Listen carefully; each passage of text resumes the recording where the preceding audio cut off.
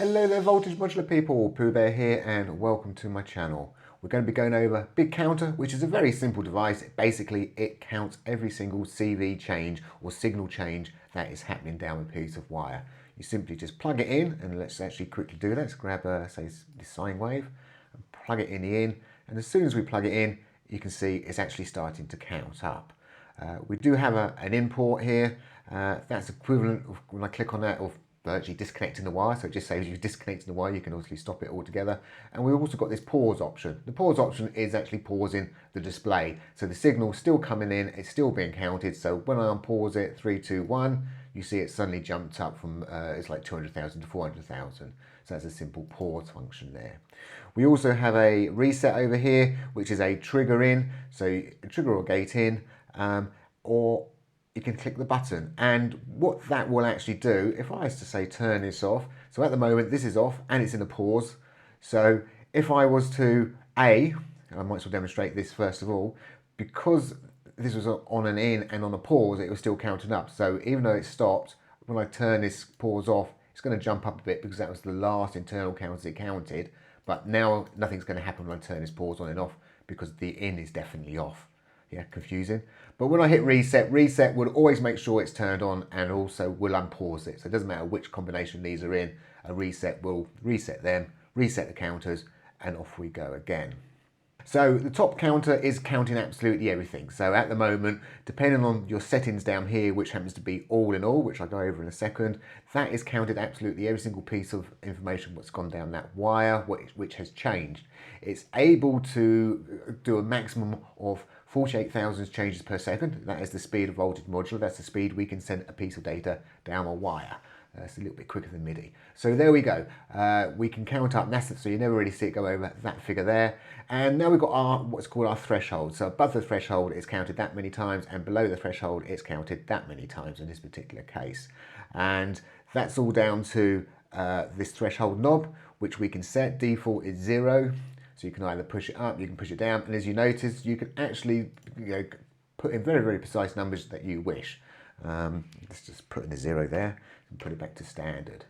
Then we have some options either side. And by the way I split my threshold is it's either below or equal or above. So we've got the above counter here and the below and equal counter here, or less than.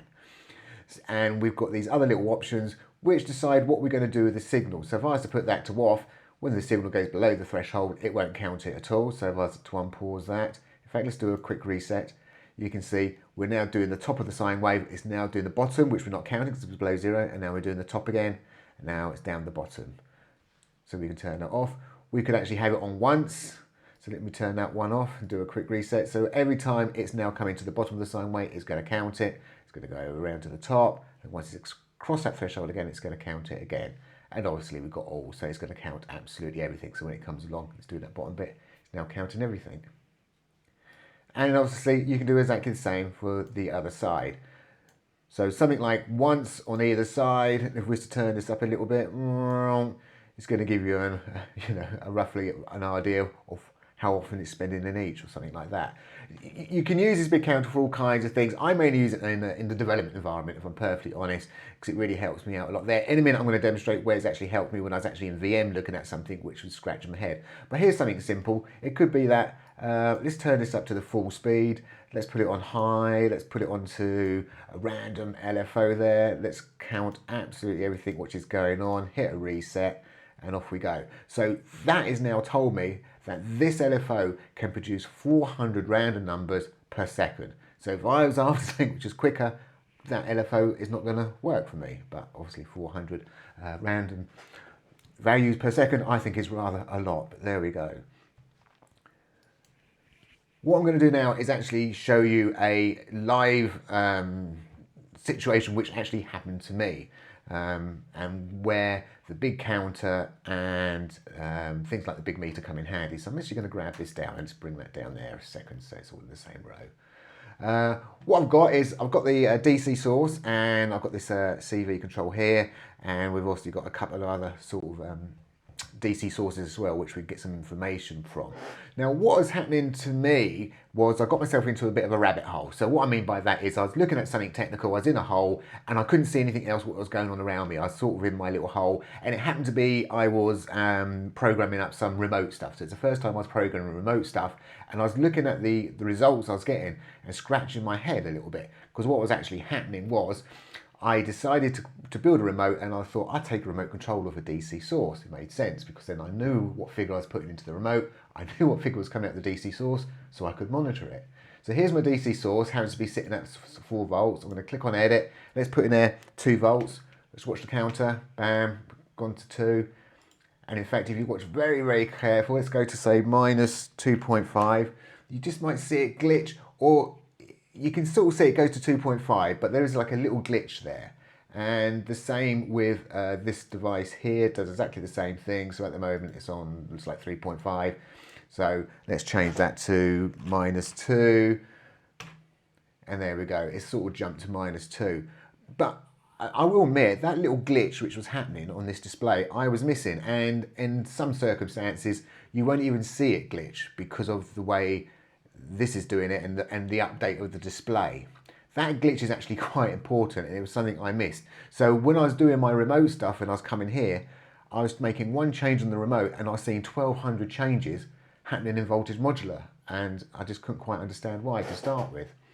And my counter and my big meters sort of pushed me in the right direction. By the way, this voltmeter is something I do use a lot, and I still will use. It's not this is not a bug or anything, this little glitch. It just happens to be how these devices are working. So what I'm actually going to do, I'm going to quickly wire up my reset to my trig gate here, so I can obviously reset the counters whenever I need to. I'm actually going to take a voltage from my DC source and put it into this AutoSense. AutoSense is one of my new devices. It's a bit like an auto switch, so it saves me having to sort of switch things around. I can wire everything up at once, and then that's going to wire out. I'm going to wire it into my big meter so we can see some results into the big meter, and I'm also going to wire it up into my counter.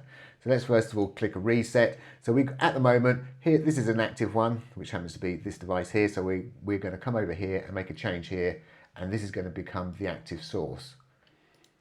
So I'm going to change this to 2 volts, and it doesn't matter if and I'll show you in a second what I mean. So I'm going to change this to 2 volts. We're going to see 2 volts are going to come up here, and let's see how much it's going to count. So there we go. It's counted 1201 changes. Here's our 2 volts. But if you look below it, these are the last voltages.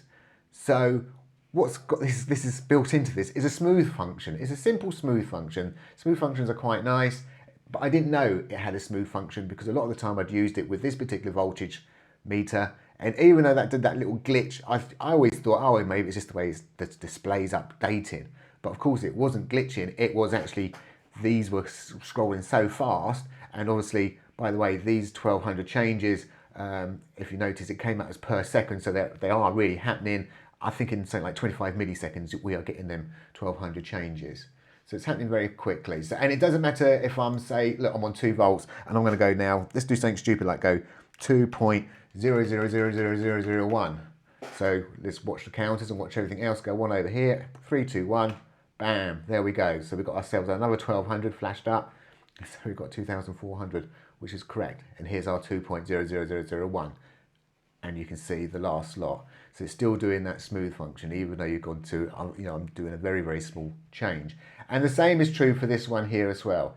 So if I was to come along here, and now I'm going to put 2 volts in there, that's going to jump up, as you can see, to 3600. There's our 2 volts. So exactly the same thing's happening. Now, obviously, with this particular counter, I'm not even going to bother having to reset things. You can see I've now changed it to a 2. We've only got 1 come up. Let's change it a couple more times. You can see I jumped up and down there. So let me just change it once. There we go. So 1, we've got a count of 1. That's what we want. And again. So this may be a little bit confusing with the big meter, because obviously I'm pushing out 302 and it's showing 302.00 and the 5 at the end. It's the same with this one here. This is because this meter is really, really going down into the small digits, and you have to get into binary really to start doing calculations to work out why does some volts equal certain volts. It's just some weird logic when you get into the binary world. And here's another voltmeter. Again, we can obviously edit this value. So that's 75%. So right, we're just doing percentages. So 25% is going to be 2.5. But again, you see it's just counting one. So these happen to have a smooth function on. These didn't have a smooth function on. And the big counter helped me actually sort of prove that. I thought I was having an issue with some remotes because I'd had used these before against this counter. I'd never seen that sort of this sort of results. So when I suddenly pushed these out and into my big counter, it's like, oh, hang on, I've got 1200 here. We are looking at a smooth function, and the big meter obviously showed me that it was actually doing smooth functionality. So there is sort of help when you're sort of building things up and you might be thinking something's not quite working right. Well, let's have a look at the counts to make sure things are counting the way you think they really are counting, and maybe have a look at the voltages a little bit more closely to make sure they are doing what you really think they are doing. Well, I hope you enjoyed this little bit of a waffle, and I hope you enjoy things like the Big Meter AutoSense Big Counter from the new bundle. Thank you for watching, and bye for now.